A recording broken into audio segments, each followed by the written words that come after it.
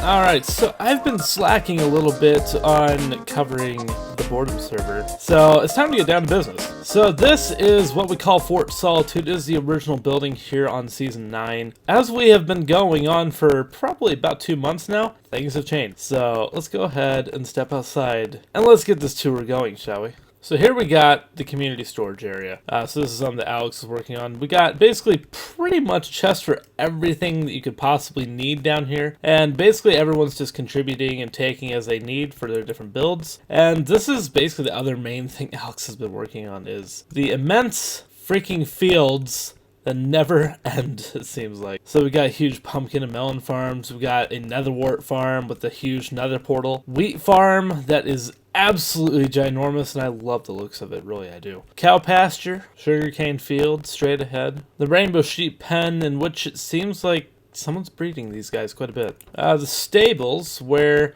everybody is kind of color-coded, depending on how good they are. I think the color codes are down somewhere. Oh, here it is. So the red is the health, the blue is the speed, and then the green is the jump.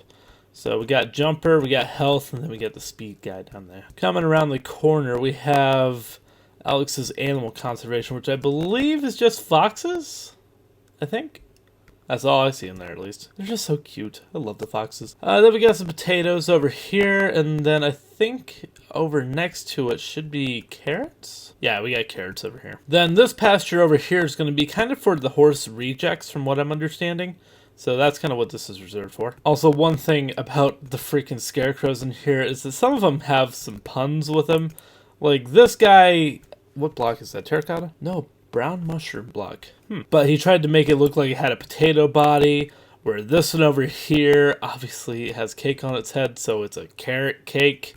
Scarecrow, hate these puns. Over there we got the pigs. Nice little bridge, I like that. And then over here we got the beet box scarecrows in the beet field. Wait a minute, do we have a bunny pasture? We have a bunny pasture. Oh, I love the bunnies. I love them so much. Until I need a rabbit's foot for potion of leaping, and then they just become food. Honestly, when it comes down to it though, Alex has probably been the most productive this season, because I mean, just look at this. He tried to make like a little Asian house. I don't know what to really call this, like a Zen place, but he did like these little signs, so he had patterns in the floor and whatnot. It's all really cool. He's even got a parrot. Well, that's dumb. How'd you get a parrot? Oh, he's even got guest bedding and a little bit of storage. Let's see, what do we, oh dang, he is a killer. He's definitely, wait a minute, hang on a second. Look at all those banners. Oh my god, that is a lot of raids. Dear lord, that's a lot of totems too. And a notch apple, holy crap. A very good job to Alex this season. Because even like this little entrance thing, I love that a lot. Originally, this was supposed to be surrounded by bamboo, but with lag in 114 with the lag in 114, it just kind of became impossible. The ice paths were something that I actually developed for the season. I thought it would be like kind of a cool way of being able to go really fast on the axis. So basically, if you're going that way, you're going west. If you're going that way, you're going east. If you're going that way, you're going south. And I didn't add one to the north because I wanted this side to be open. One thing I like about Minecraft is having like an open floor plan to do whatever you want with. But having a lot on this side, like with the division of this, it kind of felt like everything was getting split into quadrants. And that's something that I kind of wanted to avoid. But I want to see if this horse is a trap horse or if we're good. Got a boat ready. Nope, it's fine. Okay, so let's go ahead and check out someone else's base. We got Domiark returning to this season, and he is over here. Not too much going on over here. He's got AFK Fisher in there. And then if we come on over here, it looks like that just goes down to a regular cave. But if we come on over here, this is how you get into his place. Nothing too much going on down here, just kind of like a little hole in the wall with a automatic cooker. I thought there was a storage room somewhere along here. Yeah, there it is. Nothing too much going on as of yet, but I imagine we're going to be seeing a lot of cobble out of him. It basically seems to be the cobble guy of the server. Continuing back this way, this is kind of a build that Ben has been working on, which is kind of like a little small village, and it's nice and cozy. He's got kind of like a little watchtower thing going on over here with a bell, and then if we come on over here, he's got basically a house for every single player, I believe, that wants one. My house is over here, of course. Do I have anything in the chest? I do not have anything in the chest. But one thing about this little village over here is it actually has an underground sewer system. So if you come on down here, oh, wow, that's a storage area. It looks like that's about it. Never mind, there's a little bit more on this side, but not a whole lot of use over here. Just a bunch of random stuff and random chests. But it does have an enchantment station, which is definitely nice. And I gotta know what's on it. Unbreaking and Protection 3, and Depth Strider and Unbreaking. Not too bad. But if we come back over here, I believe this should lead up into Ben's house. I believe this is Ben's house at least. Let me see. Yep, that's Ben's house. Let's see. I think this is the only other claimed one. Nope, we have 2 more claimed ones. House of Hippo, and we got Alex's house over here. I wonder if Alex has anything. Nobody has anything stored yet. But I do like this over here. It actually provides a nice little place for actually storing your stuff and having a temporary spawn if you need it. And now that I'm thinking about it, I think I need to move out of Forced Solitude and actually just move into there. Because, I mean, I have a home there. Over here is kind of like a work in progress for me. I'm working on trying to get like a welcome center developed. Essentially, like with the map and everything and the community storage, I kind of wanted to put an emphasis that we're all working together this season, and I think that having the map like this, one, looks absolutely awesome with it being like a meeting desk sort of thing, but I think it also kind of helps to show where development hasn't occurred, so you can kind of tell where to go. But as you can kind of see right here, this kind of developed into like a farming district. This area over here is just really, really chaotic. And then this over here is actually quite beautiful if you go out and explore it. It's really, really nice because me and Ben actually have a project planned for around this area. But I do want to sleep though before it gets a little bit too dangerous. We all remember what happened on hardcore Minecraft. Oh sweet, there is a boat. I want to grab a boat though, because what I want to do is I want to check out some of these villages that the people have been working on, because we have quite a few villages, but I have not actually gone to check out any of them in a little while. I believe if we go out this way, we should encounter John's after a while. And honestly, I am in love with how these like little ice paths turned out. It gets a little laggy if you go too fast like that, so you kind of have to let it catch up, but it's not too bad. Woo, hello.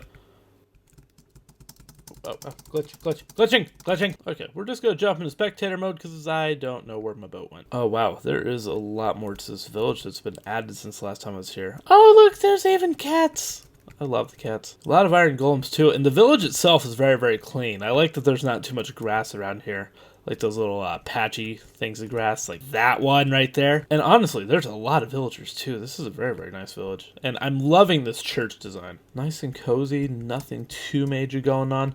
Holding on to that old feel, as well as a little look out here. That's interesting. I don't believe that's naturally generated, but I would say Mojang needs to look into copying that design. That's a very, very village-esque build. And this house is just like a little spawn point house. That's cool. And then this guy is kind of the same thing. And it looks like it's just keeping a lot of beds and workstations in here, so that way. Oh, look, another cat! Oh, I love there's more cats in this game. But it looks like there's just like a lot more beds and workstations in here just to keep the villager breeding up. But this is one of the features that I liked, and I think Alex kind of worked on. Was there's a sideways boat that was just here and kind of turned it into an actual villager house, which I thought was a very, very nice touch. I wanted to take a peek over here, though, because there's a little feature that I might work on if it hasn't already been taken. There she is. There's a little witch hut out here, right out in the middle of nowhere, and I'm thinking about trying to make it into a witch farm. Not gonna lie, if I make it into a witch farm, there's not really much I'd have to do except for lighting caves underneath. Although I'm not quite sure why there's wood missing either. But, oh god, there's a huge chunk of wood missing. Jeez! Alright, back at town center. I believe if we head off in this direction, we'll be hitting up Hippo's village. Now, Hippo is actually one of the new players on the server this season, and absolutely a joy to have on the season. Also, I liked how like they have like these little arches over the track. I didn't come up with the arch design. I believe that was Alex that came up with the arch design. Oh, here we are. Let's jump into spectator mode. Whoa, that is a lot of iron golems. That's really, really impressive. And a lot of skeleton horses. Nice little field going on here. Let's see, what is this? I'm not gonna lie, all this makes me think of is Game of Thrones, like a pyre that they're just gonna strap someone to and burn them alive. It has that kind of feel to me. I don't think there's any sacrifices going in this village, but maybe if there's a nitwit born, maybe that's, Oh, God, I need to get out of this area because there's death there. Okay, we need to get out of these chunks and unload them. Just going to stay in spectator mode to get over to... Whoa, that's new. Oh, that was a glitch. I'm interested to see what that is. Oh, okay, so this is what I was looking for. It's just so updated. So this is how he's done so many raids. This is Alex's village. He's got a whole parameter set up so that way he can dictate and control where they spawn. That is awesome. Also has another portal set up. I wonder where that actually ties into because we'll actually use that. This house is nice and quaint though. It looks like it's holding a lot of the professions in it. A lot of the barrels to a lot of farmers around here. Or would that be fishermen? I think that's fishermen. Lots of beds and workstations and nice little farms. Even with sugarcane, that's a nice touch. I like that a lot. A little tree farm set up there. This is honestly a really, really good looking village. Even has like a little bridge out there in the distance. But let's go ahead and hop through another portal and kind of see where this leads off to. Oh, okay. I see. I always thought that this led to Joe's village. Isn't this Joe's village? Oh, this is Joe's village. Okay. So it's Joe's village, not Alex's village. I thought it was Alex's village, but that's interesting. So if you're wondering what's kind of going on here, the nether portal in the overworld kind of has like the feeling of it bleeding into the overworld. So I decided to have the overworld kind of blend into the overworld, or the nether. And then I also have the ice paths here in the nether, and it works out a lot better, honestly. I also made these paths like off to the side here, like this is the ocean monument. We can actually check out the ocean monument really quick. So basically down here beneath the monument, me and Alex decided to go ahead and take this out and go ahead and dry up the whole thing. And then what'll happen is we'll have the guardians spawn in there. They'll go down to the lava, die, and then we go ahead and reap the rewards. But the one thing about it is they like to congregate right around here, as they're already starting to do. And this window, like, gives one heck of a view once there's enough of them. Back in here, this is the nether fortress that we got started off with, which needs a lot of work done to it, except I don't think I'm going to do work on this one. I think I'm going to actually change work over to another one where the tunnels aren't, like the ice paths aren't destroying this thing. Ow! You suck. That right there is a blaze farm, which I highly recommend anyone to never use because the lag that it produces is killer. Does it output a lot? Yeah, absolutely. It's a great machine, but for the love of God, it's rough. If you head out that way and go left, that'll actually take you out to a desert that I've been using for getting sand for glass, because obviously I've been using a lot of glass. But if we head on up here, this is going to eventually lead to the gold farm. So me and Alex actually we had like a little bit of an epidemic trying to bust through the actual ceiling, where I actually got on top, but I didn't have any of the stuff to actually be up top, and then I was kind of stuck until Alex is able to get on top as well. And welcome to the gold farm, where this is essentially the same gold farm that most survival multiplayers have, but I decided to update mine to accompany the swords, which there are, God, there's so many. Plenty of eggs and plenty of heads too. Plenty of nether wart, imagine. Oh yeah, there's plenty of that. Or rotten flesh, I don't even know what to deal with. And how's the gold look? And actually the gold's pretty good too. Jeez. Someone was using this recently. I'll go ahead and give a quick demonstration as to how this works. Basically you come up here, let's grab 2 snowballs just in case I miss. Come over here and get on top of one of these ladders. And then you just gotta pick your target as to who you want to hit. I think that guy looks good. And then basically just get these guys all aggressive, come and stand right here in the middle, and then just let the mob cramming do its work. And just make sure you're standing right in the middle, and that XP will just come right your direction. And seriously, you are able to fix anything that you need. But I'm going to go ahead and actually not use that more than I have to. I'm going to come down here and I'll show you this little thing right here. In case it gets backed up and it gets a little bit laggy, you can actually come over here and actually collect some of the XP this way, or get some excess items, because this thing works very, very efficiently. But if we go ahead and head back down, we'll kind of let that thing cool off, throw that snowball up for fun, and just let that thing die out. Whoever comes back next is probably going to have a crap ton of XP waiting for him. That's where you come up for the gold farm, and if we come on over here, this is one of those wither killing spots where you just build the wither right there, push them up. You and kill him. I need to make this a little bit prettier though. Like it's a little rough looking right now, but I'll fix it up and get it nice and pretty looking again. Heading down this side tunnel, this will actually lead to another one of Alex's projects. I'm actually kind of surprised I missed it because it's literally right here. We just walked like right past it from Domyarks. But if we come on down here, we'll see probably one of the more valuable spawners on the server currently, which is... I'm not sure why that was blocked off, but it is a wither skeleton spawner. Boopity boop. Wait, did we get one? Oh my god, we actually got one. Oh, that's fortunate. Also, there's a cow down here, and if you're wondering what the cow's for, someone has never been withered before. And if you still don't get it, just drink milk to get rid of the wither effect. But alas, there is one more build that I need to show off. Another one that I just passed up and I kind of thought about as I was kind of just walking right by, or when I was in another. And that is Joe's Witch House, which is very prominent and was probably seen a lot.